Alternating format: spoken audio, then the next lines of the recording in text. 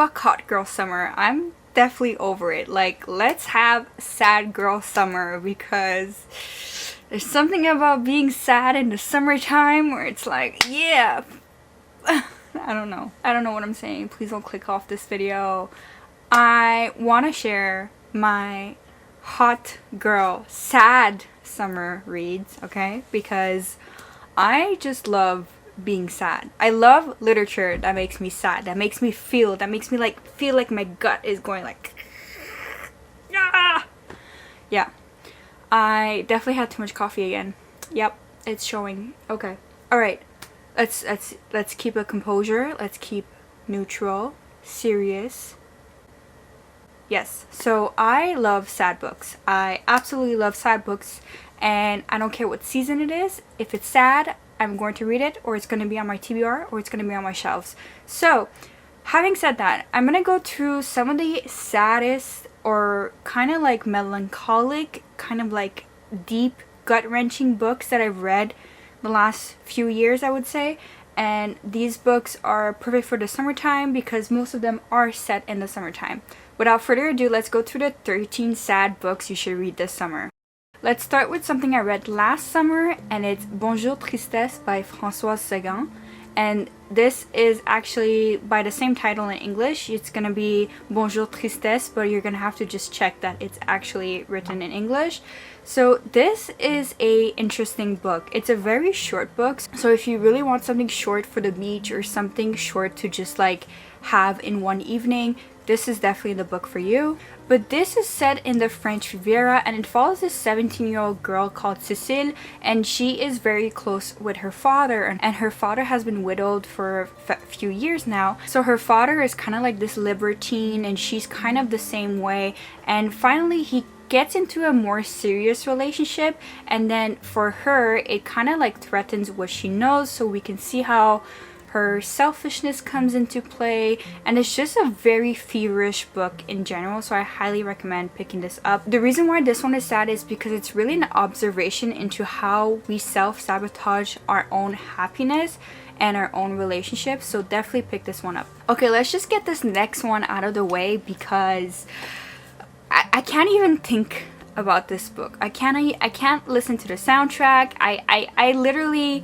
am waiting for physical emotional strength to reread this book. Okay, since I read it, it has changed my life for fucking ever. Like, when I say like this is one of the top 10 most transformative reads I've ever read in my life, I don't know if that made sense. I definitely was an English major. I definitely can't speak English anymore because I spend most of my days just reading and writing and not actually vocalizing words. But anyways, Call Me By Your Name by Andrea Aciman. It had to be here, okay? It had to be said. I know that most of you know what the story is, what the premise is, but it follows Elio, and it's a summer in Italy, and his father is a professor that hosts guests, and one of these guests is an older gentleman, older man, well, not that old, but let's just say older than the main character. And then there's this freaking passionate, longing romance that unfolds between this younger boy and this older, I would say, gentleman-ish. So it's heartbreaking. It's like yearning, longing, discovery, youth, and love, and passion, and pain, and sex, and it's everything all in one. Like, I think like what makes this book so sad is the language, okay? It's the actual vivid emotions that like can punch you in the gut, and you don't even have to be queer to feel these emotions. But if you are queer, chances are you will really feel it, because I felt it. Now the next book is Writers and Lovers by Lily King, and when I read this book, I immediately fell in love with Lily King's writing style and the way she like constructs the story. So I went out and I bought all her other books, but I feel like I've been mentally preparing myself for reading her next book because it's just such a beautiful book. It's really striking. So it's the summer of 1997 and we follow this author who is basically poor, and she's basically trying to make ends meet, and she's trying to finish her novel, she's trying to publish, she gets into these relationships, and meanwhile at the backdrop of all of this like, you know, doubt and trying to survive, she is faced with the grief of her mother's passing, combined with the fact that she's like, you know, just exploring life and trying to figure things out. The passing of her mom is something that really heavily weighs down on her, and I feel like this was really a great portrayal of grief and of, you know, resilience and of love and of, you know, figuring out what you actually want, figuring out what your heart is actually telling you, figuring out what to do with the pain, what to do with the grief. Definitely recommend it. I really need to reread this because when I first read this, I fell in love with Lily King's writing, and I definitely want to read all of what she writes. So maybe I will come back with a vlog, a future vlog, reading more of Lily King's works. Next book is Normal People by Sally Rooney.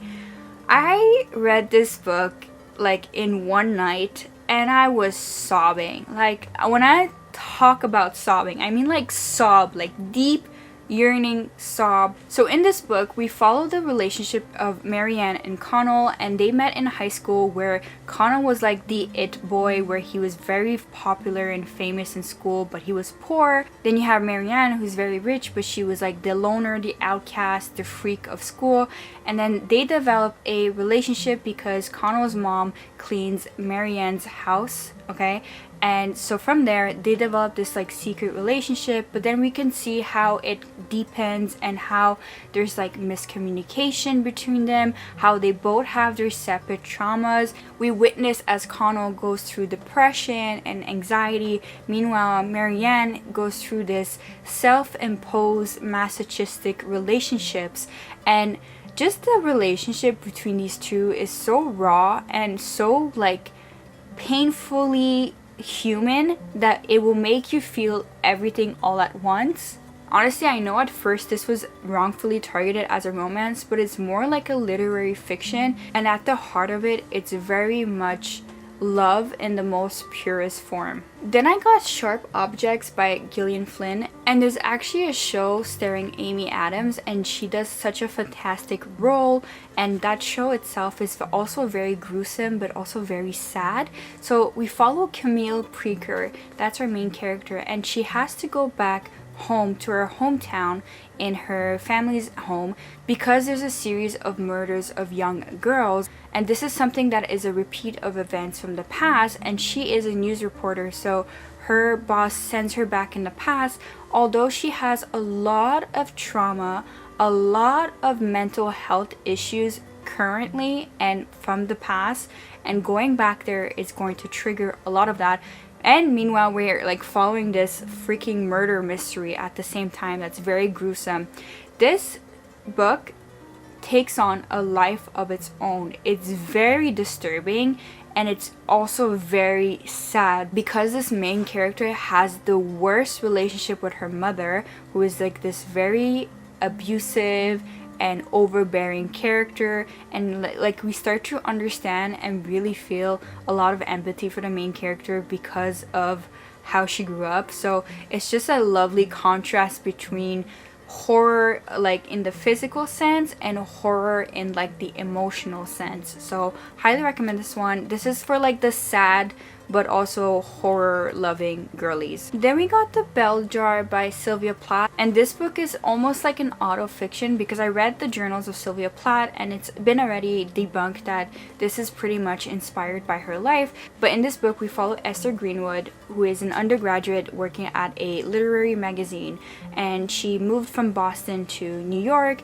and she's basically pursuing her dreams as a writer. But the thing is, she is feeling very anxious and disoriented, and she's not feeling that happiness and pride that she should be feeling. And slowly from there, set in the summer of her internship, we can see how she's spiraling out of control with her mental health. We follow her through psychotherapy, we follow her through going to different mental health hospitals, and we also follow her as she tries ECT treatments, which is electroconvulsive therapy. The writing style of this book is very raw and compelling, and the matter is very heavy, so if you want to be sad, tread with caution because you will be sad reading this book. Next, I want to recommend a book that I don't think I've ever recommended on my channel, but was really a transformative, sad read when I read it when I was younger, and I really wish to read it again this summer because of like the feelings that it provoked in me. And this is like, anyways, I'm gonna stop talking.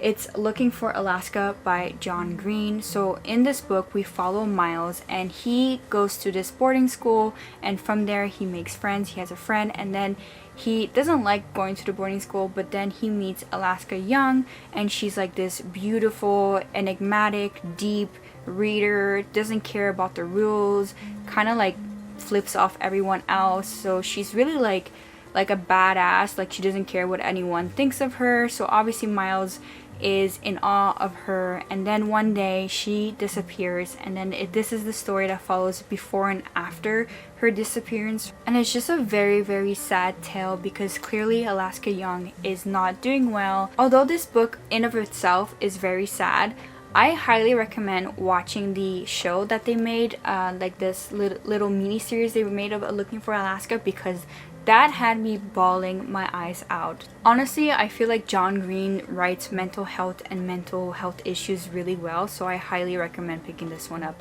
Then I need to recommend The Year of Magical Thinking by Joan Didion. This one is a tearjerker. So this follows the year after Joan Didion's husband dies, okay, and he died very suddenly from a heart attack. And from there on we follow this 1 year where she's going through grief.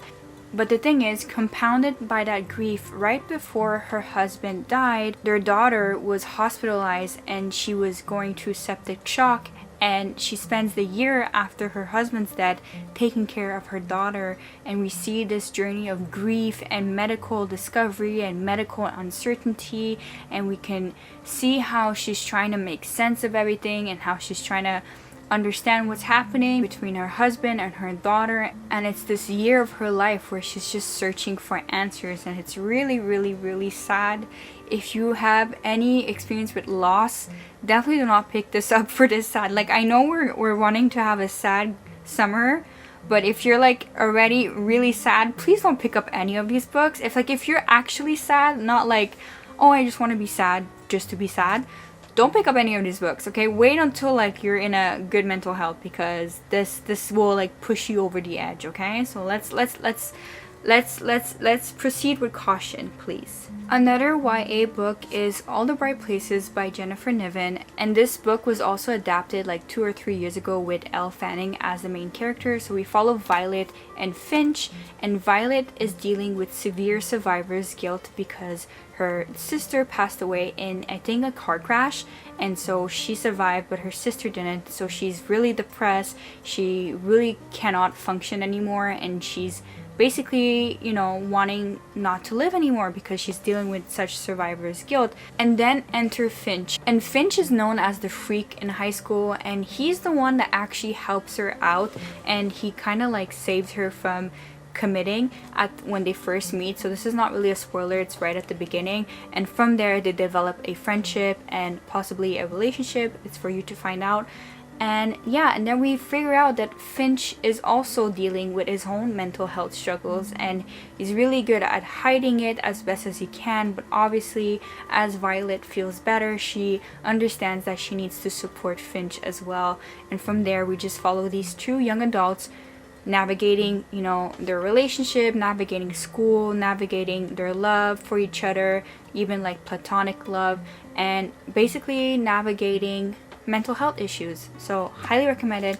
This one's very sad. Again, I feel like this adaptation was really well done. Like the Looking for Alaska one, this one was also really well done.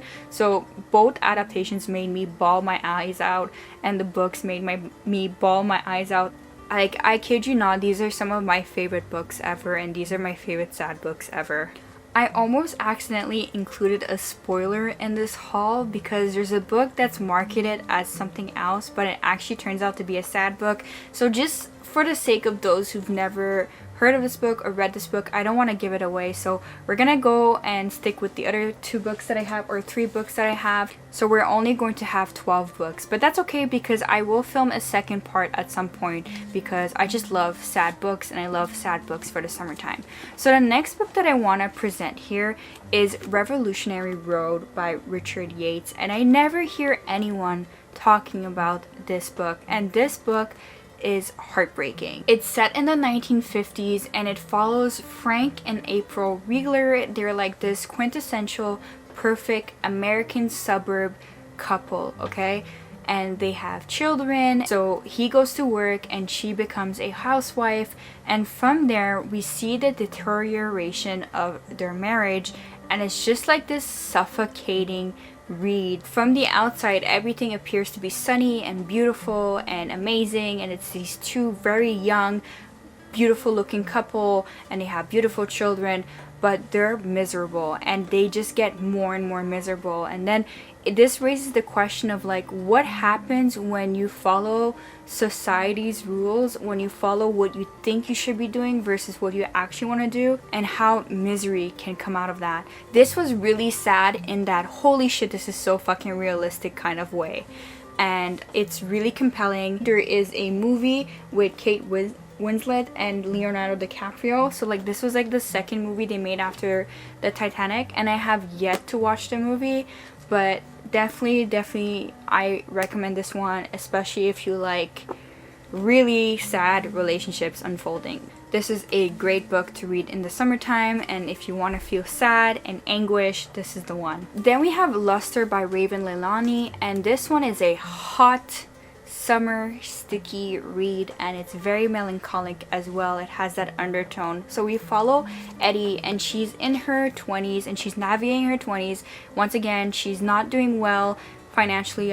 I'm pretty sure she gets fired from her job, and then she gets into this relationship with an older married man named Eric. And from there, things unravel in herself, in the way that she sees herself, she sees art, she sees her own, you know, life unfolding, and the relationship gets even more complicated because the wife finds out, and then the wife and the man, they have an adopted daughter. This is not only about the adulterous relationship, but it's also about race and class, because Eddie is a black woman and Eric and his wife are white people, and they have adopted a black girl. From there, there's just an extra level added to the story and to the character. So highly recommend this one. I feel like it was very famous and popular when it first came out, but I don't see anyone talking about it anymore. So I really want to spread the love of this book again, and I really need to reread it again. It was an amazing book. It really captures that summertime sadness, summertime longing, summertime what the fuck am I doing with my life in my 20s. Perfect read for that, and I highly recommend it. The language and the storytelling, so compelling as well. Then we have On Earth We're Briefly Gorgeous by Ocean Vuong. Everyone has heard of this book, but here I am recommending it to you. It's poetic, it's raw, it's traumatic, it's a lot of things, and above all, it's a letter from a son to his mother, his immigrant Vietnamese mother in America, and she cannot read this letter. This book is like a letter to her.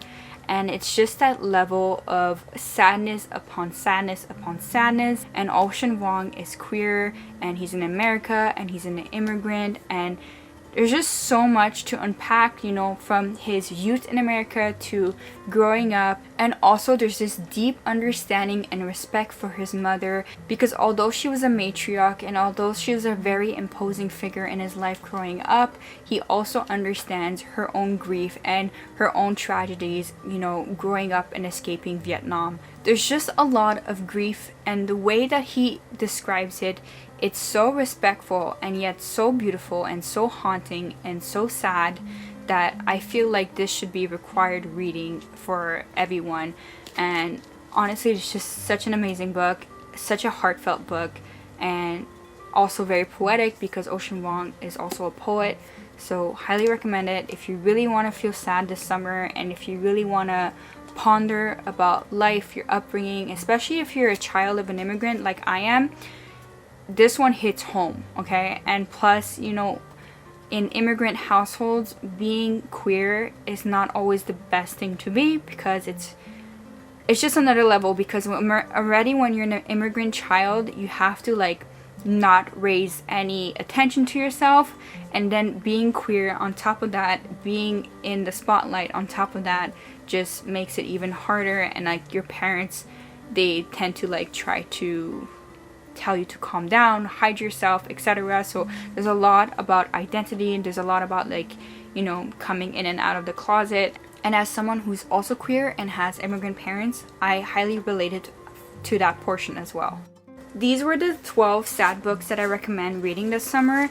I hope that you found something new to read. I know that a lot of these are very popular and famous books, but I think like books like Revolutionary Road and maybe even Sharp Objects are books that are not commonly recommended for sad summer reads, and they are definitely sad summer reads. You can feel the sadness, you can feel the summerish, and then on top of that, summer is like the season of joy where everyone's out and getting like vitamin D, but meanwhile you have people that are like fucking deeply traumatized and suffering and sad, because for some of us we have mental health issues looking at myself, and it doesn't matter what season it is, because the season of sadness is summertime sadness sometimes, and it doesn't discriminate. It will come at any season at any time. So sometimes you just need a sad book to relate to and to cry and to feel better about yourself. So these are the books. Now, having said that, having made this video, we are not romanticizing sadness. We are just romanticizing sadness in a literary context, okay? If you're sad right now, pick up something happy. If you really don't feel good, please don't read these books right now. Wait until you feel better. Just know that you're important. Just know that there's always help, and that, you know, and sadness comes and goes like waves, and sadness will always come back to our lives. And sometimes it's okay to embrace the sadness, and other times it's also okay to know when we need to ask for help, okay? So I love you guys. Take care of your mental health, even if that means reading a sad book or staying away from sad books, okay? Because I want you guys to be okay at the end. You know, it's cathartic to go through those emotions, but sometimes we need to steer clear or know when to take on those emotions and when to be like, okay, I'll wait a little bit longer before I can indulge in certain kind of media. Let me know what are some of your favorite summertime sadness books. I would love to know. I'm gonna add some to my list. I have like 10 more books that I have in mind that I want to read, and then I have 10 more books I think that I can recommend for a second part of this video, or for like fall time sadness. We'll see. If you like this video, like, comment, subscribe. All readers and non-readers are more than welcome on my channel, as well as all writers and non-writers. Just everyone is welcome. I just hope to inspire you to read, write more, live a creative life, and just do the things that light your heart on fire. I've said too much. I've talked for too long. I love you guys. I will see you on the next video. Happy summer. Bye!